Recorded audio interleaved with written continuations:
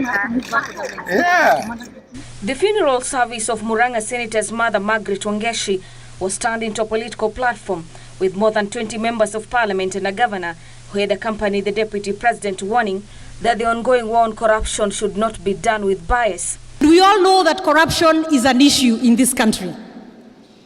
However, I would like to state that as much as we are fighting corruption, let us do it in the proper way.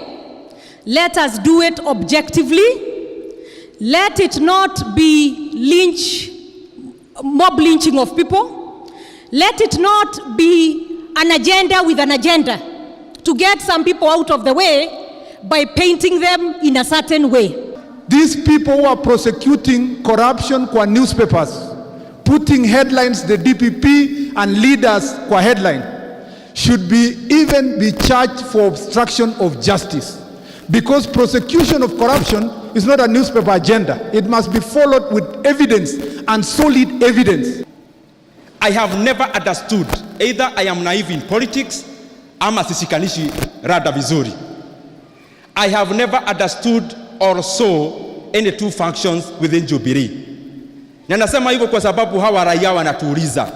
Mara mingi wanatuuliza ati kama uko side ya handshake ama uko side ya tangatanga. Na hiyo ndio ukweli wa mambo. And I want to say very clearly as an MP for Kiharu, mimi sina side ya tangatanga na sijui side ya handshake. Mimi nauga rais wetu Uhuru Kenyatta na deputy wake William Ruto ambaye yako hapa mkono tukipeleka Kenya mbele. They warned that the prosecution of corruption should not be a media agenda and independent institutions should be allowed to function independently if the country is to slay the dragon. Ukitaja corruption, unawekelea evidence kwa meza. Unasema hii vitu hii, vile munaona namna hii, ndio vile hii corruption inafanyika.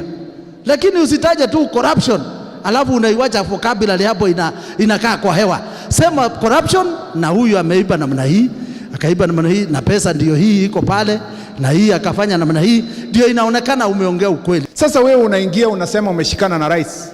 Lakini baada ya kushikana na yeye unasema projects yote yenye rais aliwahi kuanzisha tangu 2013 ni ya corruption. Kila kitu mzuri rais amefanya unasema tu hiyo ni wizi, hiyo ni wizi, hiyo ni wizi, na unajifanya unapika naibu wa rais. Wacha niwaambie ukweli watu wa Muranga. Vitu ya Jubilee ikianguka na ipikwe na watu wengine pamoja na huyo, mwenye kwenda hasara sio mimi, sio naibu wa rais, sio Kang'ata, sio nani. Sisi kwa Jubilee hatuna chama B na A. Sisi ni moja na mkubwa wetu ni Uhuru Kenyatta. Hasara ikitokea itaendea kwa mheshimiwa Uhuru Kenyatta. Ndio ukiona mimi nimekuwa mkali sio kwa sababu ya William Ruto, yeye sio rais wa saa hii.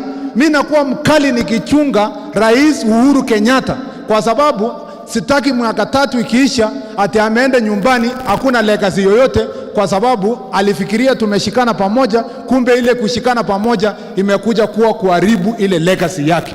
The DP assuring Kenyans that the government's fight against corruption is unwavering. Ruto said the country will be guided by tangible facts and solid evidence to make sure the corrupt are brought to book. Let us prosecute the war against corruption using factual information. Why do people have a problem with that? Kwani you don't want the war against corruption to be fought on solid evidence. You want it to be fought on the basis of propaganda. Are you really genuine about the war against corruption, or you are after politics? You don't deal with this thing, Kenyans are getting very angry. I can tell you this for a fact. Mukiharibu legacy ya Uhuru Kenyatta ya ufisadi, vita dhidi ya ufisadi, mjue wananchi wenyewe huenda wakajiamulia mambo haya. We hope that doesn't go that way, because we are a country under the rule of law. And talking to you as a legal practitioner and a legal mind, this is the way we should go. He warned that the government will not stomach those using propaganda in the name of fighting corruption to paint Jubilee government's development plans negatively. The DP said his concern on the construction of dams was because it was part of the Jubilee government's manifesto, and being second in command, he had every right to comment on matters development. Yes, I have an interest, my friends, in the dams being constructed, because that is how millions of Kenyans are going to get drinking water, and that is how we are going to have water for irrigation to eliminate the shame of hunger. So kama walikuwa wanataka majibu ndio hiyo, tuendelee namna hiyo. For Channel 1 News, I'm Gladys Mungai.